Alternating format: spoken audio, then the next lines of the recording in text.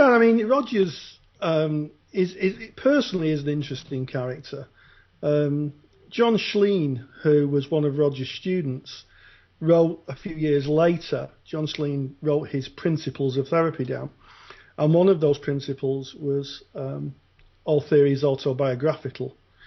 And I think that really resonates with me. And it certainly was Rogers' case that if you look at Rogers' life, his early life, brought up in Oak Park, Illinois, that really formed the therapist that he was going to become. It was almost like the predestination that his faith position at the time gave him. He was in the Calvinist faith position, which is a predestinated faith. There's no guarantees of heavenly reward in Calvinism, so it's an existential religion to some extent.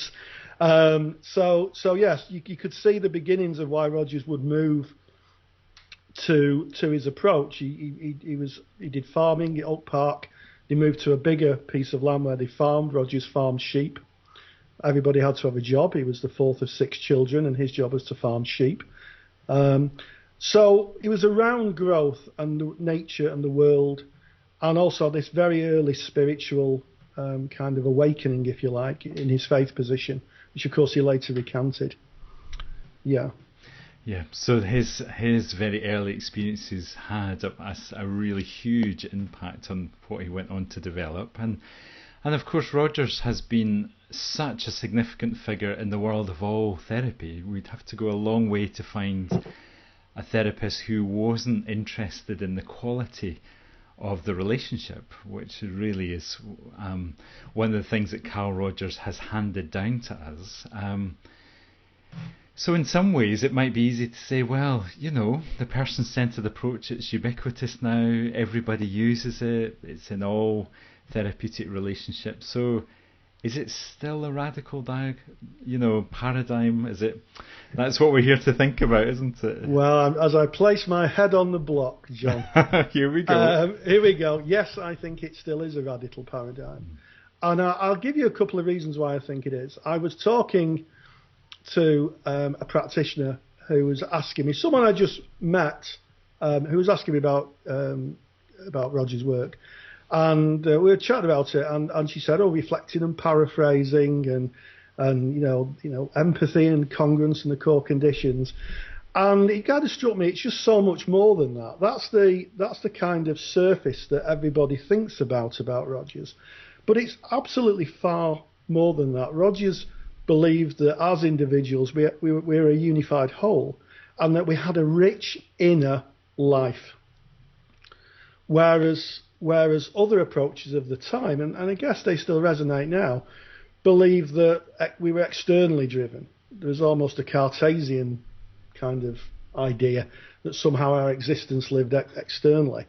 But in person-centered therapy, we live internally as a entity. He called it the organismic self, the real self that we all have, but sometimes we're unable to access because of external conditions of worth. But it's internal.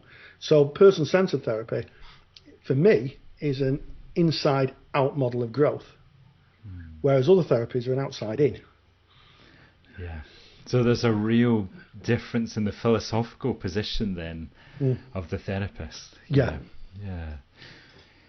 And which goes much, I guess what you're saying, it goes much further beyond the idea of paraphrasing or being understanding. It's that philosophy, do we grow from the inside out, or are we controlled by outside factors, and I guess by experts? Yes. I mean it's interesting, Rogers came to prominence at a time when there was a massive challenging of expertise. To get an idea of Rogers, if we were to get into a time machine and travel back to, say, 1960s, which is a kind of midpoint in his career, when he was just developing the person-centered idea, the first American book on existentialism was published. People like the French philosopher Maurice Merleau-Ponty just published a book about phenomenology, building on a German philosopher's ideas. So the whole of the 60s generation was generating. It was a new era in people understanding and understanding their place in the world, after the Second World War. Yeah, so there was massive changes going on, especially in the Western world, especially where Rogers was, I guess, in the States. And absolutely. And he developed this with others. I mean, he didn't do it on his own. People think that Rogers did it on his own. He was very lucky with the people he collaborated with. But his theory, he still stands true today. And if we were to, he was saying he was kind of saying the client's the expert. The client, he said, it's the client that knows what hurts. Which is fundamental to Rogerian perspective. And if we get our time machine and come back from the 1950s back to the present day, and we think about the discussions and debates in mental health, DSM-5's just come out, and people are already saying, one of the American Psychological Association's founder members, or a big voice there, is saying that it may not be fit for purpose. IC10, which is the International Classification of Diseases generated by the World Health Organization, is rewriting some of the ideas on personality disorder. And what is coming from this is that a lot of mental health is diagnosed by clusters of symptoms, not actually maybe by saying to someone, "Tell me about what's wrong with you. Tell me about that." Yeah. So here we are, 50, 60 years on, into the person-centered approach, I guess, and as the DSM-5 has been released, that argument or that debate is as hot as ever, I guess. It's getting hotter. I mean, the British Psychological Association have come out and written that they're not comfortable with some of the diagnoses. There's been a debate about how closely the pharmaceutical companies are aligned with the authors of DSM. And let's not forget, it's had quite an interesting history. Homosexuality was in there till 1980. And it wasn't taken out because of research. It wasn't taken out because someone said, well, we've researched homosexuality and we decided that it's not a mental illness. It was taken out at the stroke of a psychiatrist's pen. Right. They said, well, actually, societal values have changed.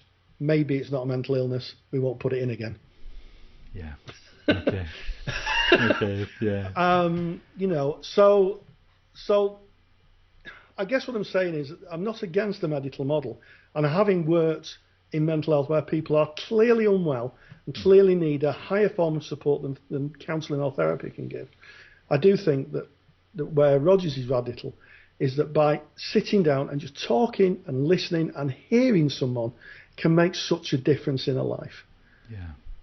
So that's the bit that you're really catching. It's not that you haven't experienced, and that I guess we have all experienced that at times as humans we do get unwell. We've worked with people who are unwell, but it's that idea of really listening to them, and the approach is to spark the wellness from within that person. Absolutely. Rogers famously had these two potatoes. It's a wonderful story.